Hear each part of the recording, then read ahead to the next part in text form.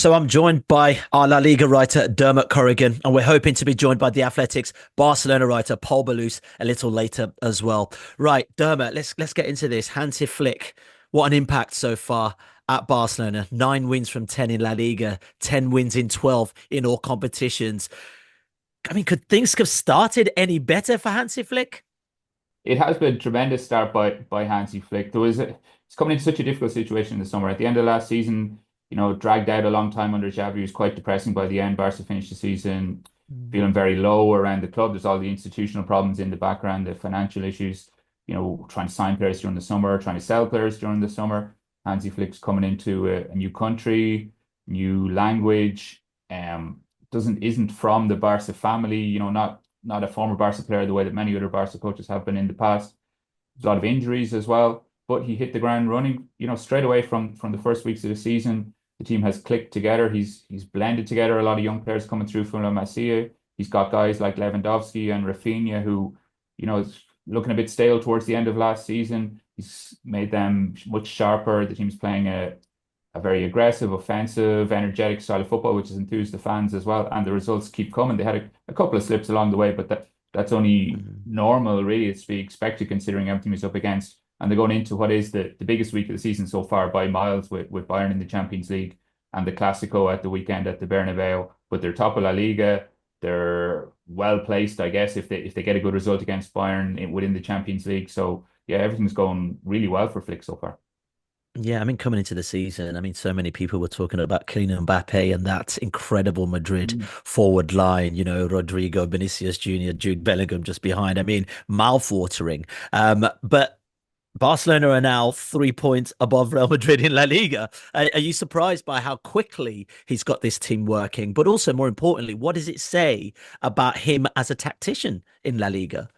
Yeah, I am surprised. And, I was one who, go back into the archives only a couple of months ago, writing the previews for the season. It's like, you're adding a Mbappe to an already really powerful Madrid attack, and Flick's coming into this difficult situation. It's going to be tough for him. But it speaks a lot to what a good coach he is, I guess, and Yeah. what a clever kind of man manager he is as well, or as well as just on the pitch first, the team are playing a more speeded up version of the Barca style of football. They're really, really aggressive. They're pressing very high up in the opposition half. They're looking to take the game to the opponents. They take a lot of risks. If you can get through that press, then the defense can be exposed. But it's paying off for them so far. So tactically, he's got the players playing the way he wants. I think physically as well, they're better than last season. They signed a new fitness coach as well in the summer. Barcelona guy Catalan guy, but used to work with Antonio Conte at Chelsea and in Italy, and he's made a big difference as well to the fitness of the team. But it's been, yeah, really surprising just how well it has clicked for them. And on the other side, Madrid, maybe things haven't gone as well as we thought. Mbappe's still kind of settling in. He's had, some of the off-pitch issues which we've spoken about on the website as well. Ancelotti's still trying to fit people together, whether it's Ancelotti, Vinicius, Bellingham has a new role this season. It's Madrid, and early season teething problems are not, you're kind of used to them at Real Madrid, and sometimes it clicks for them and they could go on. Again, we'll see on Saturday at the Clásico how it goes. But so far, all that confidence that Madrid had that maybe this will be not an easy La Liga season, but that they were by far the favourites to win the title. It has turned around, and now Barca are well up there. They're in the lead at the minute, and they can be confident that they'll go all the way. Yeah, something you spoke about at the top was, the energy that was at the club whilst Xavi was there. Do you think it helps Flick that, I guess he's a bit of an outsider coming into Barcelona. He's not bogged down by the politics of it all. You know what I mean? A little bit like, I guess, Frank Rijkaard when he came in that sense. For sure, it helps coming in from outside. Like Xavi's press conferences, there was sometimes a feeling that he'd read what everybody'd written the week before, especially some of the Mm. very well-established reporters in the Catalan media or the Catalan guys who write for the big papers in Madrid. And he'd taken it personally, and he had a score that he wanted to settle with them. Flick's press conferences are much shorter. They're just boring. Like, he doesn't say very much. He speaks in English. He doesn't, he doesn't put a foot wrong. He Mm. doesn't get caught up in any kind of controversies or polemics or anything like that. Doesn't give away a load either about what he's going to do. But that's maybe we'd like him to say a bit more. But from his point of view, he's doing a good job. battling. He doesn't have to worry about, the off-pitch stuff with Laporta and whatever is going on. Mm. Xavi would have an idea about that, would feel he had to defend maybe his own position and the position of the club, whereas Flick is concentrated on the team. He always says, I just let the board do their job, I'll do my job, focus on winning the next game. And it's gone really well for him. With Rijkaard coming from the Dutch school and the association with Cruyff and everything, there was a feeling that he would come in and play the same type of football that Cruyff would play, that Van Gaal, that was kind of used to playing at Barcelona. Whereas with a Flick, he's coming from Germany, and Bayern are kind of seen in some kind of ways as like an anti-Barcelona, as a very different type of a club, a very different way of playing. Modern football the styles are not that different, I guess, but historically Mm. Bayern have handed out some big beatings to Barcelona, especially over the last couple of years. So he's come in and nobody's expecting him to play the same way as Barca used to play before. In a way, they're expecting him to change the style. That's what they want from him. And it's easier for him to do as somebody who's coming from completely outside. Yeah, for sure. It, I'm interested in how the fans have then connected with him, because, you know, outsider for sure, but when Barcelona's winning in comparison to last season, I can imagine that's quite an easy sell to the fans. And they're actually playing very, very good football. Lewandowski's looking good. Rafinha's looking absolutely fantastic out there. And obviously, Lamau does what he needs to do. But, I can imagine the fans are connecting to him quite well, actually. Yeah, for sure. Again, and they're playing at Montjuic, which is more difficult. A lot of the season ticket holders have paused their season tickets until they finally get back to the Mm. Camp Nou. So it's a different type of a Barca fan maybe who's at the stadium. Okay. It's a younger fan. But it's also people who are just happy to see the team playing well and scoring goals. The kind of the rivalries that you would have, or the ideological battles of the past or whatever, are not as important anymore for Barca. And it's, yeah, even speak sometimes to people who, maybe the critics of Laporta, other people who might like to be Barca president at some stage. And once Barca are winning games, then all the fans are happy. They're happy with the president, they're happy with the coach, they like the players. It's simple games sometimes football, that if you score goals, you win games, then everybody's happy. And that's been proven so far this season at Barcelona, especially compared to last season when they weren't winning so many games and everybody was so upset at what was going on. Yeah, for sure. I want to talk about Robert Lewandowski and a player at the back end of 30, looking like a man in his early 30s playing at Barcelona. You compare it to how he was playing under Xavi, and I remember there were these moments I was watching Barcelona, and he was almost isolated up there. Now it feels like they're feeding Lewandowski, a striker renewed under Flick. Yeah, for sure. He was somebody who didn't look happy with himself, with his teammates, with his coach towards the end of last season, Lewandowski, and it's turned around completely.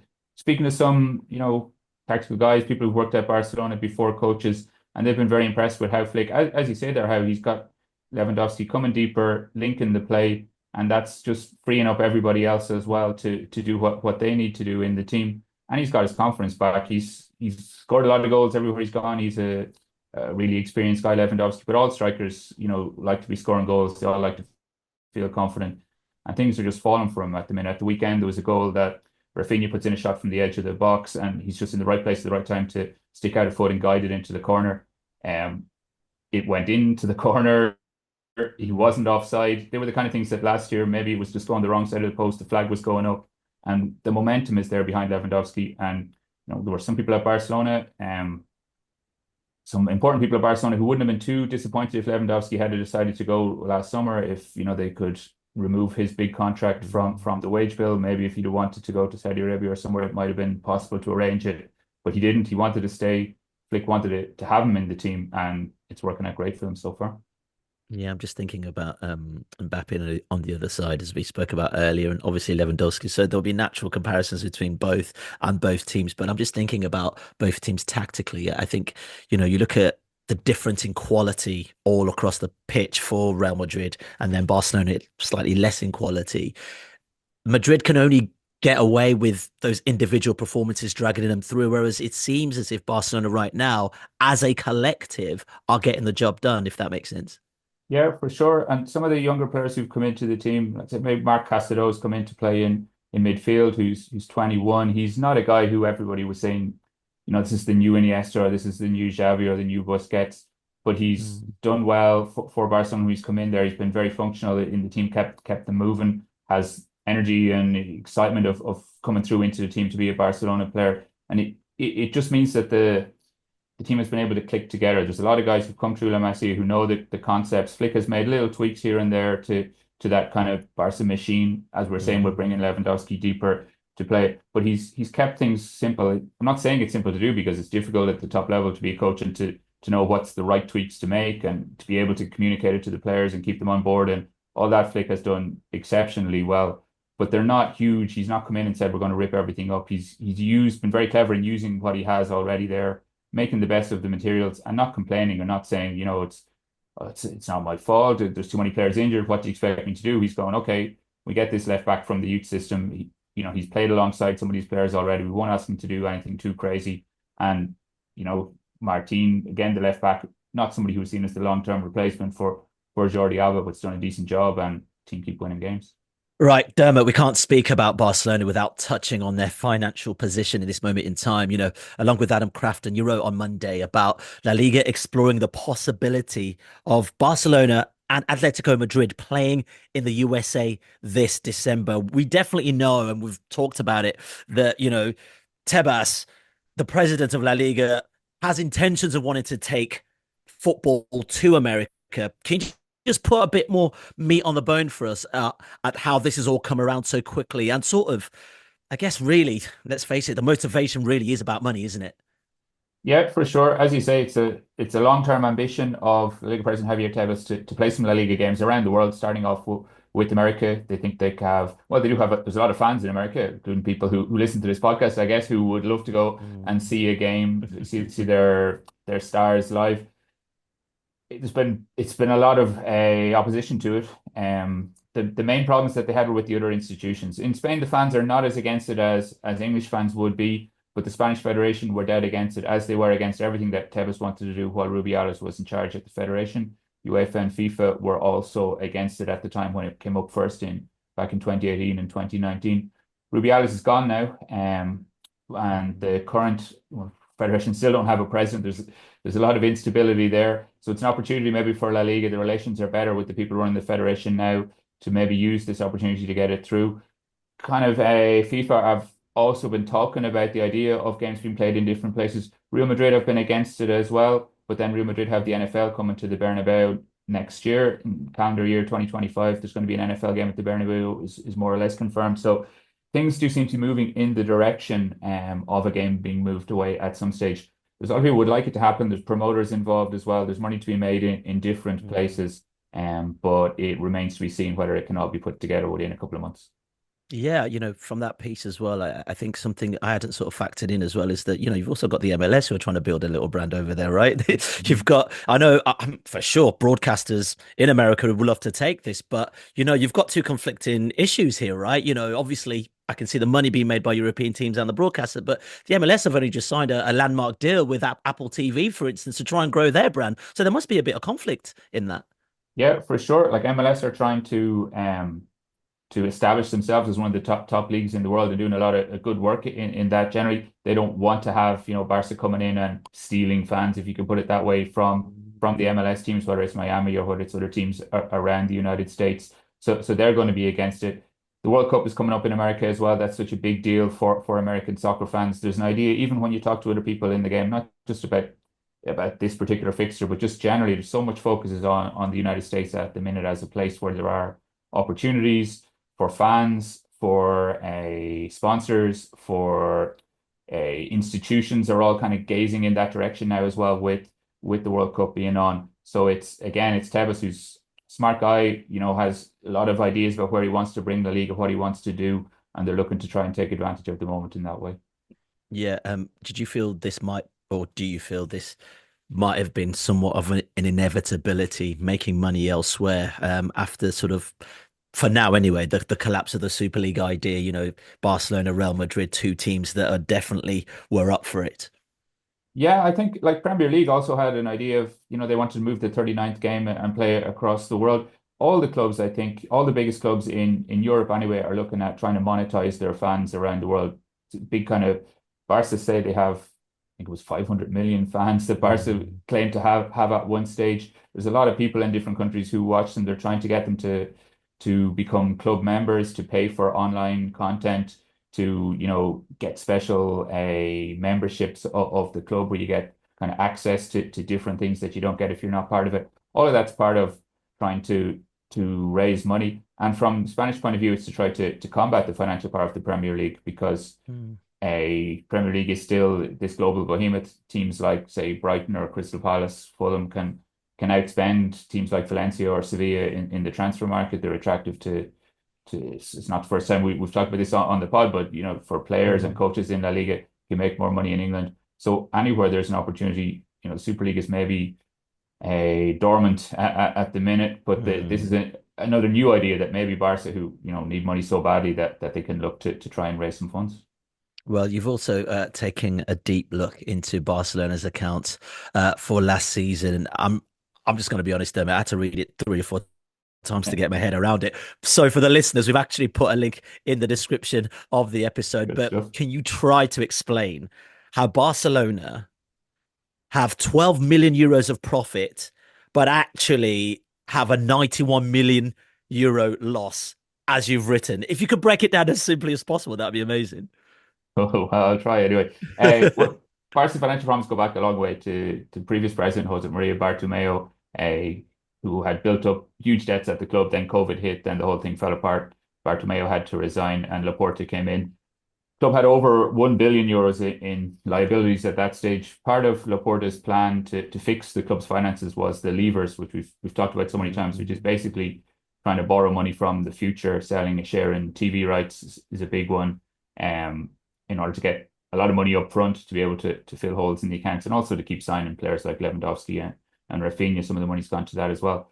The problem at the minute is this Barca Studios lever, or also called Barca Media lever sometimes, where they put together this kind of spin-off company of Barcelona, which was to include the club's media rights, online content, crypto, anything kind of digital that they could put into this one company.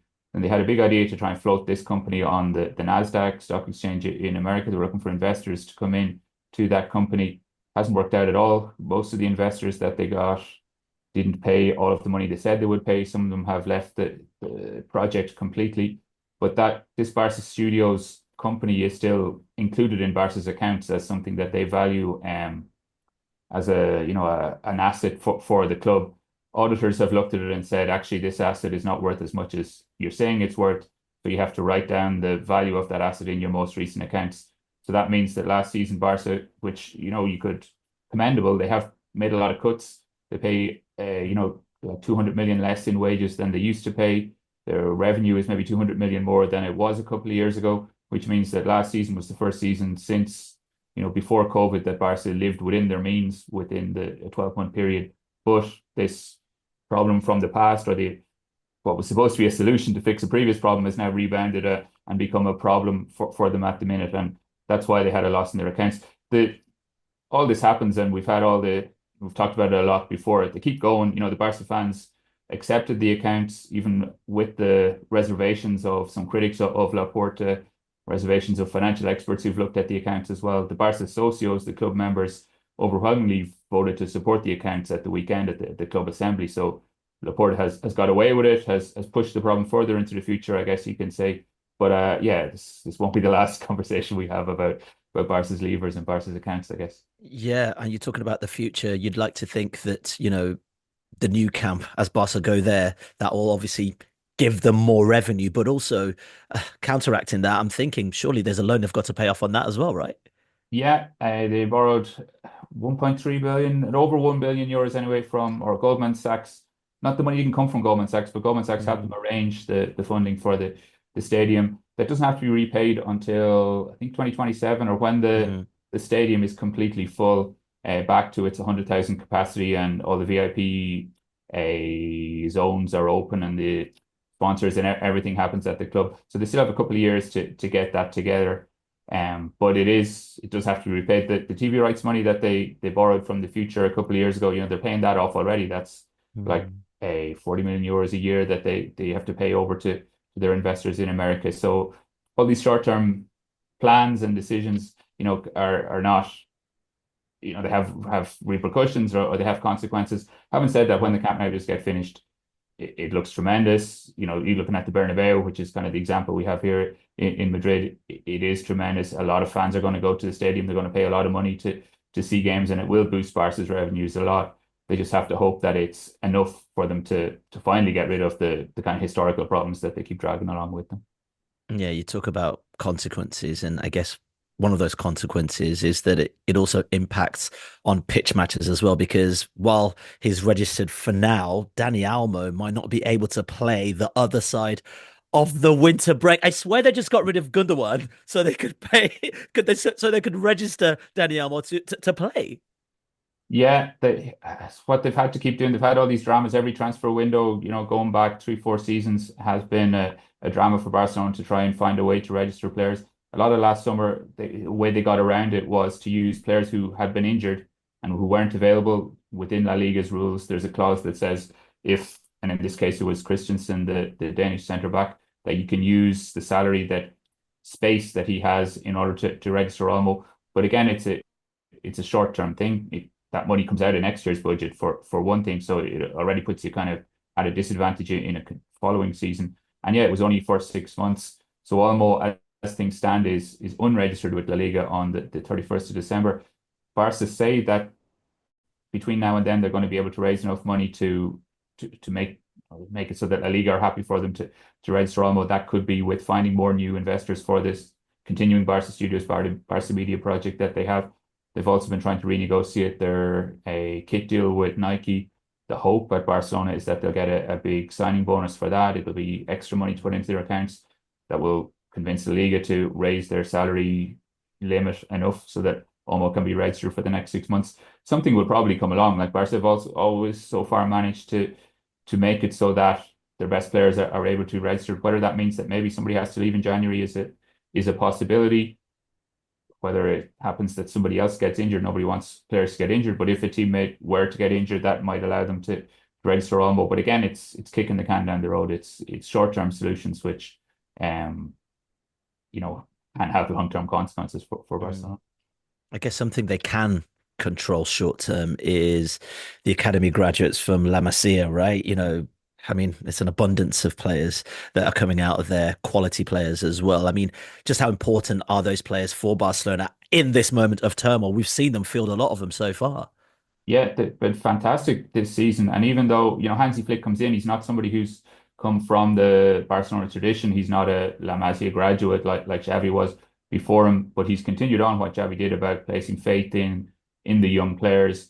Lamine Yamal, you know, we've seen him last season. We saw him at the Euros. He's been fantastic. Pau Cubarsí, still only 17 at centre back, is a fixture in the team at the minute. But also Flick has used other players who are not, or maybe not going to be tremendous stars in the future, but guys who have been able to come in and do a job, who understand the Barca way of playing, who fit with their teammates. Marc Casado's come into midfield in a difficult situation and has been excellent. They've also brought kind of a freshness and a youth and a vigor and new energy that Barca fans were maybe a little bit just a bit of same old, same old. There was a bit of disillusionment maybe about the team at the end of Xavi's reign last season. It was quite a little bit depressing what went on at Barca. But these new kids have come in, they have more energy, they're not weighed down maybe with the problems of the past. And Flick's been able to harness that energy and get the team playing a really energetic, a really exciting style of play, which as well has enthused the fans, even those who were skeptical. And you know, I include myself in that of people who wondered how it would work with Flick because he had a lot of injuries, was coming into a difficult situation, doesn't speak the language, new country, all those things. But he's done really, really well, and the faith that he's put in the young players and how he's managed to integrate them into the team has been a big part of that. Paul, thanks so much for joining us. I know you were at Hansi Flick's press conference. Look, I'll be honest, you've missed all the deep stuff, which is around I can Barca's imagine. finances. Yeah, So no, no. we want to push that aside. You're lucky Good. Dermot's already done a massive explainer. But let's Thank you, look Dermot. ahead then. Let's look ahead because it's a huge week to come with Bayern Munich, and then obviously we've got Real Madrid to play as well. Is it fair to say that this is where we really find out what this Barca side feel like and what their intentions are this season under Hansi Flick? Yeah, that's the vibe in Barcelona. That's how fans really sense this week looming over. A feeling that the club or the team has been playing in a way that not a lot of people expected. All the Flick ideas have bedded in really, really well, but now is when the real stuff comes. There's some fears that the risky approach, like the daring, but also the risky approach that Flick has been taking in the recent weeks, being really offensive minded with a really high pressing, and the defensive line being really high as well. It might be, yeah, a huge gamble against the likes of Kylian Mbappe, Vinicius, and Jamal Musiala, or whoever who plays for Bayern on Wednesday night. So yeah, it's going to be a good test for them to see if Barca are a team that are going to stick with the plan, just trusting the ideas and in the players that they have, which are, of course, world class, or if they switch to a more pragmatic mode when they play the big teams, if they defend a little bit deeper, or what do they do, basically. But yeah, everyone in Barcelona is really excited because it feels that this is the right time to have this sort of challenge because the team has showed that they have a really good level. Yeah, something I was speaking to Dermot about was the difference in both teams. And I know Barca do have world-class players, but Real Madrid's are on that sort of superstar level, you know. But also I think because of the way Real Madrid have probably started this season, still trying to figure out how they work with Mbappe. Bellingham hasn't been ticking well. It's a team that's got over the line as individuals with individual performances, whereas Barcelona feel like it's more of a connection with those young players and also the much older players like Lewandowski in the team now. Absolutely. I think that Flick has said something in the press before the Bayern game, which is quite true, which is he thinks that La Masia has had a big influence on how the players relate to each other in the dressing room, the sort of respect, how everyone cares about each other, because it's really deep in all the players because they care about each other when they were 14 and they played for the youth system of the club, and somehow that has been translated into the first team. There are new captains coming in the season with the likes of Pedri and Rafinha, who are outsiders from La Masia, but they have adapted to this sort of mentality really, really well, and they are role models in that regard as well. And I think that's something that has really helped Barcelona to create this sort of bond and mentality inside the team. And you could argue that this is what is missing in Real Madrid, which is a team of fantastic individuals that is trying to find a way to mix it all up together. There's been a lot of talk in Madrid about Mbappe not really pressing a lot or not being really involved in the pressing duties. Vinicius as well. He's not a relentless presser as you can think about Rafinha probably. And otherwise, in Barcelona, it's all ticking as a collective. Barcelona are working, as a unit. That's a good thing. But also, I think that Real Madrid are a team that are built just to punish that because the sort of individualities and how they really succeed in waiting and seeing and just waiting for the opportunity to come and trusting the likes of Mbappe and Vinicius and Bellingham or Rodrigo just to run behind and punish the opponent. It's basically what can hurt Barcelona. I also think that we also have to make the point that Clásicos are a parallel universe to how the actual moment of form is going. We all know that Barcelona are, in my opinion, they are the best team in La Liga or the best team that has played in La Liga so far. But that can change like this in a Clásico. We've seen a lot of times that it's been a turn of mentality for clubs just to go in a Clásico, play well, and then suddenly you find that things are starting to tick. And Real Madrid are going to hope for this, while Barcelona are going to, be hopeful that this collective mindset that they have installed under Hansi Flick is going to give them the edge at the Santiago Bernabeu.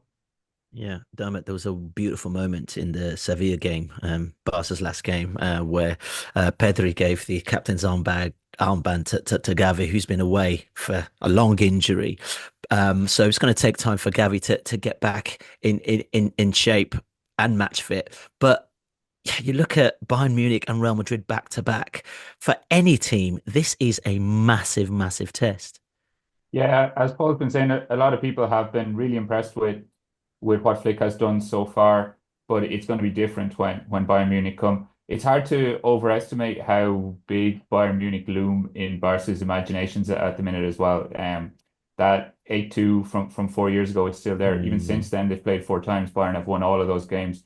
Barca haven't scored any goals in them. And they're kind of hoping that the newness of the team or the freshness of the team we were talking about before means that that historical baggage is not going to count. There will be a pressure on it. A lot will depend on how the game starts, how things go within the game, how the younger players react if things start to go against them. But Flick's done all he can do so far. I guess he's done so well. Now it's up to the team to see, or it's up to the reality, I guess, to show just how good this Barca team is or can be over the season. Yeah, Paul, you were nodding there. Yeah, go for it. Yeah. There's like a really good point on what Dermot was saying, because Flick, and that's gonna be out on a piece that I've been working on, and it's gonna be out tomorrow. Flick, in a way, is here at Barcelona because of the 8-2 that Bayern inflicted to Barcelona. He was the manager of that Bayern game, and that run in that season that Bayern ended up winning the treble with Flick basically gave him the pedigree for Laporta to 1 year later, when he was running for the elections. He was saying off the record in chit chats during the campaign that he was a big fan of the new generation of German managers, and he included Julian Nagelsmann, Thomas Tuchel, and finally Hansi Flick in that run of names. And the reason why Hansi Flick was there was because of the treble season and the 8-2 that they inflicted to the Barcelona. So in a way, the sadness that it meant for Barcelona fans, a part of that sadness is now the happiness that some fans have to have Hansi Flick and just to see the developments that this team has. In the last 30 years, they've played 15 times and Bayern won 11 of them, with Barcelona only winning 2. But Bayern are certainly this sort of bestia negra for Barcelona. But yeah, Flick was really adamant to see that the past doesn't count and that he wants to build for the future. It's going to be time for him to prove it. But yeah, I think that it was nice that the fact that this trauma that Barcelona have with the Champions League, that partly comes from Flick. Now Flick is the man to heal the wounds. Yeah, I mean, but also, I mean, in fairness, the team that Flick had with that Bayern Munich, very much stronger than the Barcelona team he's working with right now. Absolutely. Do you think this team has the fighting spirit, though, Paul? That's the bigger question. It's time for them to prove it, but I think that they have a mentality that they have developed. I think that the leadership in that group right now is much well assembled than last season. And the veterans who have understood this sort of growing tendency in the dressing room, which are the likes of Rafinha, which I was mentioning, Íñigo Martínez, are the ones who have become important. And I think that Robert Lewandowski, who last season probably was not that close to this group in the dressing room, has learned about that as well and has gotten closer to them to an extent. After the Euros final, Robert Lewandowski texted Lamine Yamal and Pedri and all the Spain players just to personally congratulate them for the success. And that was seen as some sort of a gesture like, oh, okay, like we have the respect of like everyone in this dressing room. And I think that this sort of well-assembled roles in the squad, just give them the platform to develop that mentality. They don't have the proven talent with the likes of Lewandowski back there at Bayern, Thiago Alcantara, which was outstanding that season, Kimmich, Goretzka, Müller, and I'm going to forget some names, Neuer. But yeah, they have a young generation of talent that has been waiting for a long time just to make this final click. And now with the moment of form that they are in, they have reasons to believe that this is the time to finally, find this breakthrough. Okay, fantastic, gentlemen. Honestly, we cannot wait. Barcelona take on Bayern Munich on Wednesday, and then 3 days later, away at the Bernabeu, playing Real Madrid. We'll all be watching. Dermot, Paul, thank you so much for your time. If you want to watch more episodes of the show, please subscribe to the channel. We'll be joined by the likes of David Ornstein, Matt Slater, Adam Crafton, Carl Anker, and plenty more through the season. If you'd like to listen to the episodes in full in audio form, search The Athletic FC wherever you get your podcasts from.